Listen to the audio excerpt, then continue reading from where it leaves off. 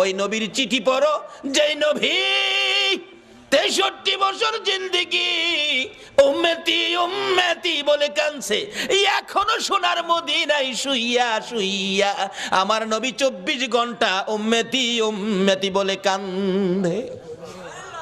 বলুন, এই নবীর পক্ষে থাকা আমাদের দরকার আছে কিনা? বাবারা, ভাইয়েরা, এই নবীর চিঠির মর্যাদা যদি দিতে পারেন ভাগ্য ভালো হয়ে যাবে। চিঠির মর্যাদা দিয়েছেন উমরের জীবনী খুলুন, হযরত ওমর। নবীর চিঠি নয়, নবীর আদুরের নাতি ইমাম হুসাইন রাদিয়াল্লাহু তাআলা আনহুর চিঠির মর্যাদা দিয়ে উমরের জীবন তো ধন্য হয়ে গেল। হুসাইনের চিঠির মর্যাদা দিয়ে যদি উমরের জীবন ধন্য হয়, নবীর চিঠির মর্যাদা দিলে বলুন আমাদের জীবন ধন্য হবে কিনা? ওমর নবীর চিঠি নয়, আদুরের নাতি হুসাইনের চিঠির মর্যাদা কিভাবে দিয়েছেন?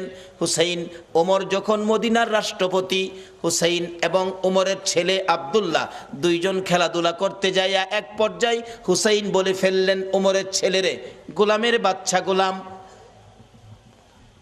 আব্দুল্লাহ কয়, হুসাইন আমারে গোলামের বাচ্চা গোলাম কইছেন? হ্যাঁ, বুঝছেন আমার বাবা রাষ্ট্রপতি, বাগেরে থাপ্পড় দেয়, চিনেন না আমার বাবারে?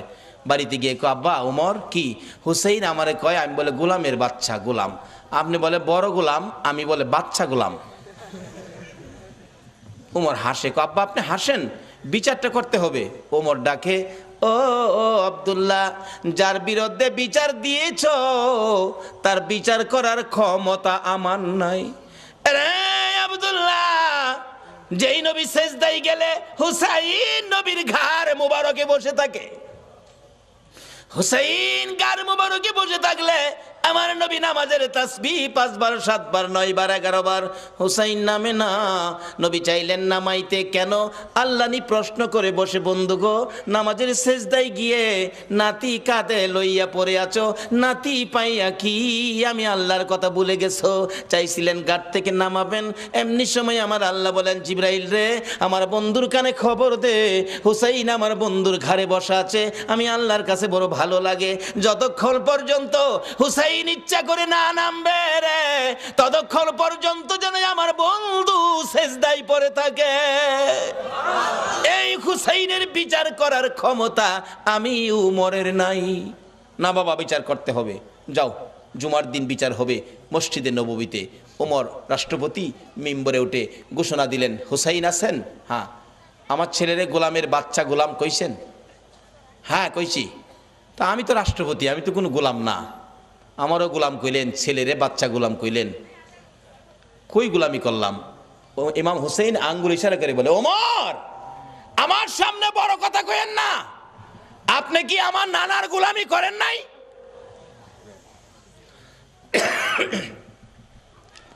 ওমর দুইটা চোখের পানি গাল বেয়ে বেয়ে জর্জর করে ছেড়ে দিলেন। মসজিদে নববীর মুসল্লিরা রে, তোমরা কি শুনেছো হুসাইন আমাকে কি বলছে? শুনেছি। আমি বলে নবীর গোলামি করেছি? হ্যাঁ। হুসাইন পারবেননি এই কথাটা কাগজে লিখে দিতে? পারবো, আমি দেখছি যেটা পারবো না। আমার নানার গোলামি করেছে ওমর, তাই ওমরের ছেলেরে গোলামের বাচ্চা গোলাম গালি দিলাম।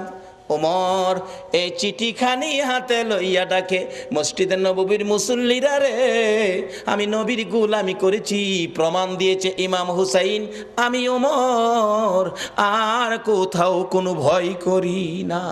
ওমর বলেন, হুসাইন বলেছে আমি নবীর গোলামি করেছি আর আমি ভয় পাই না, নবীর গোলাম হইয়া কবরে যাব। ও মুসল্লিরা, আমি উমর যদি মৃত্যুবরণ করি, হুসাইনের চিঠির মর্যাদা দিলেন উমর, আমি উমর যদি মৃত্যুবরণ করি, আমার কাফনের ভিতরে ঢুকাইবার আগে হুসাইনের লেখা চিঠি রে, নবীর গোলামি করেছি, আমার হাতের মধ্যে দিয়ে, আমার হাতটা কাফনের মধ্যে দিয়ে দিও। আমার আল্লাহ কই, উমর রে, আমার নবীর আদরের নাতি হুসাইনকে ভালোবাসা দিলে, আমার নবী মদিনার রওজাত থেকে বলুন এই ভালোবাসার খবর পাইছে কিনা? হুসাইনের চিঠির মর্যাদা দিয়ে ওমরের অবস্থা কি? ওমর রাষ্ট্রপতি, মসজিদে নববীর মধ্যে নামাজের ভিতরে ওমরের কলিজার মধ্যে ছুরির আঘাত করেছে, জামাতের মধ্যে ওমর ঢলে পড়ে গেছে, রক্তে মসজিদে নববী লাল লাল হয়ে গেছে, মুসল্লিদের পায়ের নিচে জামাতের মধ্যে রক্ত যাইতেছে, মুসল্লিরা নামাজের মধ্যে চিৎকার মারছে, কার রক্ত রে? মসজিদে নববী লাল হয়ে গেছে। ওমর ঢলে পড়ে আছে, ওমরের ছেলে ডাকতেছে, মুসল্লিরা গো, আমার বাবারাই আঘাত করেছে, কে জানি, দরজা বন্ধ করে দেন, প্রতিশোধ নিব, বিচার করব কোন মুনাফেক জানি আঘাত করেছে। ওমর ছোট্ট ছোট্ট সুরে ডাকে, ও বাবা আমার কাছে আসো, প্রতিশোধ নিবা, বিচার করবা আমাকে খুশি করার জন্য। হ বাবা, বাবা রে, বিচার করে প্রতিশোধ নিয়ে খুশি করতে পারবি না, আমাকে যদি খুশি করতে হয় আমি তো মরে যাব রে বাবা। একটা কথা শুনো। কি কথা? ছেলে, নবীজির রওজার পাশে আমার ভাই আবু বকর ঘুমাইছে, আর একটা জায়গা খালি আছে রে ছেলে, আমাকে যদি খুশি করতে হয় মা আয়েশা সিদ্দিকার কাছ থেকে অনুমতি নিয়ে আসো, আমি উমরকে নবীজির পাশে নিয়ে শোয়াইতে পারো। নবীর পাশে যদি আমারে শোয়াইতে পারো রে, আমি উমর খুশি হইয়া যাইব। অথচ তখনও তিনি রাষ্ট্রপতি, ইচ্ছে করলে গায়ের জোরে শুইতে পারতেন, কিন্তু ইসলাম কোনোদিন গায়ের জোর ব্যবহার করে না। নবীরে মানেন, সব বুঝে আসবে। দৌড়ে গেলেন উমরের ছেলে, মা আয়েশা সিদ্দিকা, আমার বাবাকে ছুরির আঘাত করেছে, বাবার মৃত্যু হয়ে যাবে, বাবা কাঁদতেছে, নবীজির রোজার পাশে একটু জায়গা এখানে শোয়ার জন্য অনুমতি দেবেন? মা আয়েশা ভাবতেছেন, ইচ্ছে ছিল আমি এখানে শুইব নবীজির পাশে, এক পাশে আমার বাবা আবু বকর, আরেক পাশে আমি শুইব। ওমর অনুমতি চাইলেন, কি বলবো, আচ্ছা আপনি এখন যান, আমি একটু পরামর্শ করি। ওমরের ছেলে চলে গেছে, বাবা অনুমতি হয় নাই, তুমি আবার যাও, আবার যাও। আবার আয়েশা দেখে মা আয়েশা সিদ্দিকা নবীজির রওজার পাশে দাঁড়িয়ে আছে, প্রশ্ন রাখতেছেন, নবী গো, ওমর আপনার পাশে শুইতে চাই, ইচ্ছে ছিল আমি আয়েশা আপনার পাশে শুইব। হুজুর বলুন কে আপনার পাশে শুইব? আমি আয়েশা না উমর? আমার নবী হুসাইনের চিঠির মর্যাদা দেওয়ার কারণে রোজার ভিতর থেকে নবী ডাকতেছে, রে আয়েশা, আয়েশা রে, আমার উমরকে আমার পাশে শুয়ার অনুমতি দে। নবী ডাইকা ডাইকা পাশের বিছানায় শুয়াইলেন। নবীর আদরের নাতি হুসাইনের চিঠির মর্যাদা দিলে নবী যদি ডাইকা ডাইকা পাশে শুয়াই গো, এই নবীর চিঠির মর্যাদা সরাসরি দিলে বলুন বিপদে পড়লে নবী আমাদের পাশে আসবে কিনা? বাবারা ভাইয়েরা, মরতে হবে, মরার আগে আসুন রাস্তাটা ক্লিয়ার করি, নবীর চিঠির মর্যাদা দেই। নবী বলেছে, কাফা বিল মাউতি ওয়াইজান, একটা চিঠি হলো একটা ওয়াজ যথেষ্ট, মৃত্যুর কথা স্মরণ।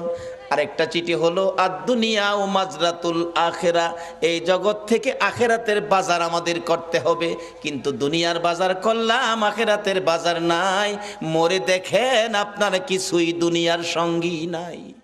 আরে মা বাবার কথা মতো যে জন চলে না, বলুন মা বাবার কথা মতো যে জন চলে না, আল্লাহ নবীজির দয়া তারা পাবি না। হায়রে আল্লাহ নবীজির, মা বাবাকে দুঃখ দিলে নামাজে রোজা যাই বিফলে, মা বাবাকে দুঃখ দিলে নামাজে রোজা যাই বিফলে, মার কলিজায় আঘাত দিলে খোদা সহে না, মার কলিজায় আঘাত দিলে খোদা সহে না, আল্লাহ নবীজির দয়া তারা পাবি না। হায়রে আল্লাহ নবীজির। মা একটা চিৎকার মারছে, কবিরাজ আমি মা রাজি আছি। একজন শুধু রাজি হইছে, বলুন এই ব্যক্তিটা কে? জোরে বলুন কে? কোন মা রে?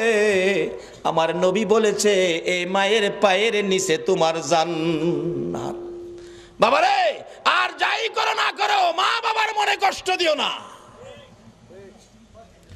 মা বলেন কবিরাজ আমি রাজি আছি। কবিরাজ বলেন মা কেউ রাজি হলো না, আপনি কেন রাজি হলেন? মা দুঃখের কথাগুলো বুঝাইতে চাইতেছে, কবিরাজ রে এই সন্তান যখন আমি মায়ের পেটে ছিল 10 মাস 10 দিন, কোনো রাত সারা রাত আমি ঘুমাইতে পারি নাই, দাঁড়ায়া দাঁড়ায়া কাটাইছি। যেদিন বাবা দুনিয়ায় আসবে রে কবিরাজ, প্রথম দিনের ব্যথা সহ্য করেছি, কারো কাছে কই নাই। দ্বিতীয় দিনের ব্যথা জিহ্বা কামড়ায় সহ্য করেছি। তৃতীয় দিনের ব্যথা সহ্য করতে পারি নাই রে কবিরাজ, বেহুশ হয়ে গেছি। আমার শাশুড়ি মা দৌড়ায় আসছে, আমার বৌমার কি হলো? আশপড়শি মুরব্বী মহিলাদেরকে দৌড়াইয়া জোর করেছে।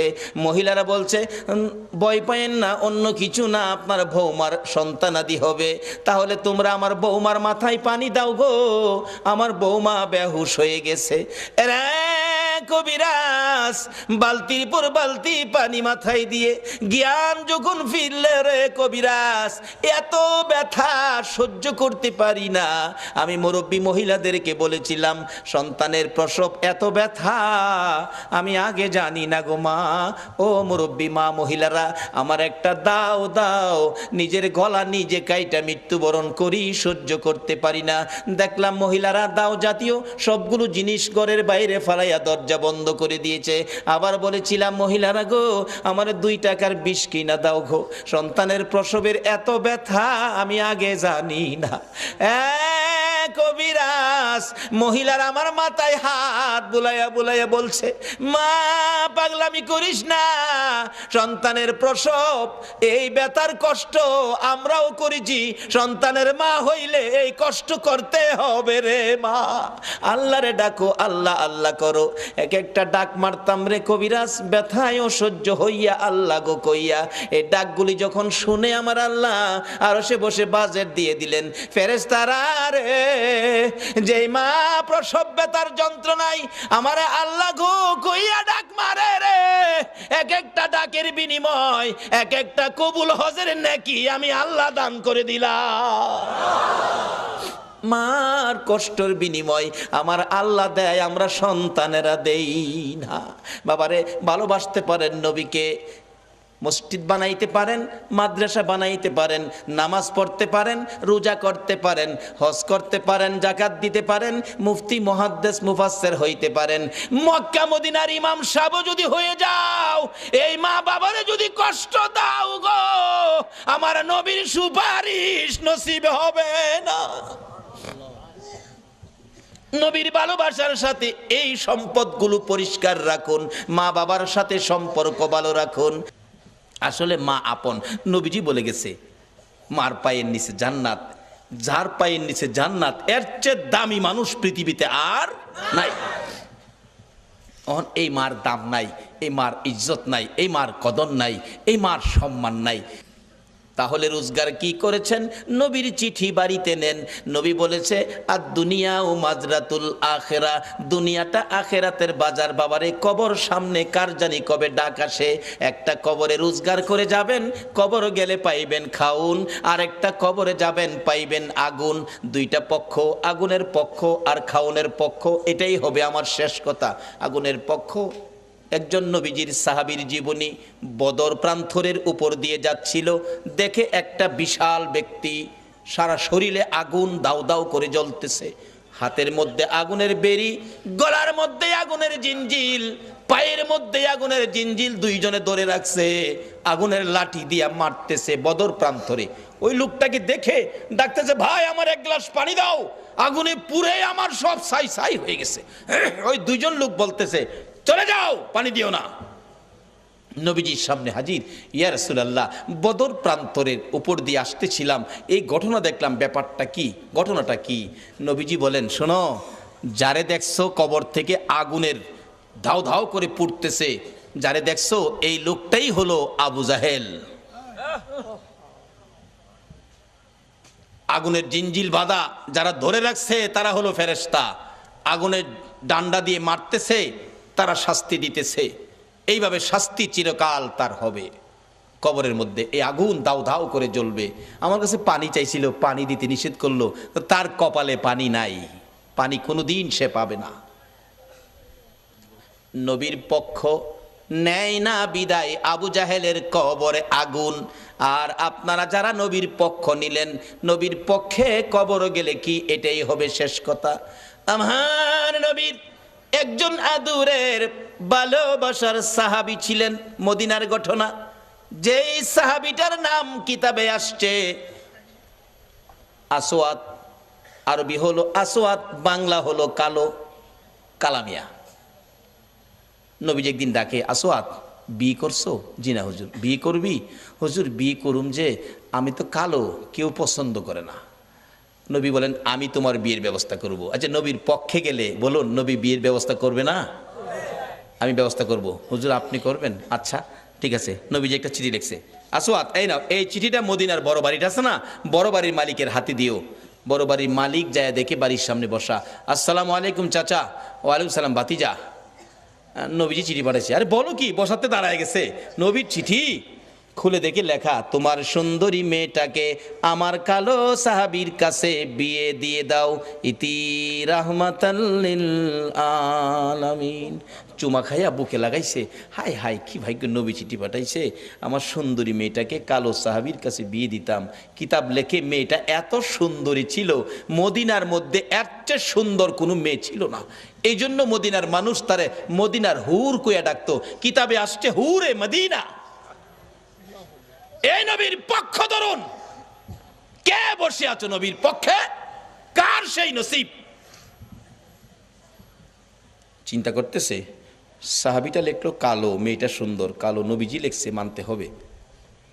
ছেলেটা যে কালো, কেমন কালো জানি, চায় দেখতেছে ভালো করে, চায় দেহে, আরে বাবা রে, একবারে জাহাজ মার্কা। আসলে এমন কালোই ছিল। এখনো মদিনায় কালো বংশের লোক আছে, গেলে দেখতে পারবেন। আসওয়াদ জি, কালো, আমি একটু মেয়ের সাথে পরামর্শ করলে ভালো হয়, নবীজি পাঠাইছে। বাবা তুমি এখন যাও, তোমার আমি পরে জানাবো, মানে মেয়ের সাথে পরামর্শ করব। যুবক যাইতেছে, আসওয়াদ মনটা কষ্ট, মাথা চুলকায়, হুজুর কইছিলাম না, ওই তো না, মানে পছন্দ করে না। আল্লাহ কো, আসওয়াদ রে, আরে যেই নবী আঙ্গুলি ইশারা করলে আকাশের চাঁদ দুই টুকরা হয়, আর এই নবীর লেখা চিঠি বিফল যাইতে পারে না।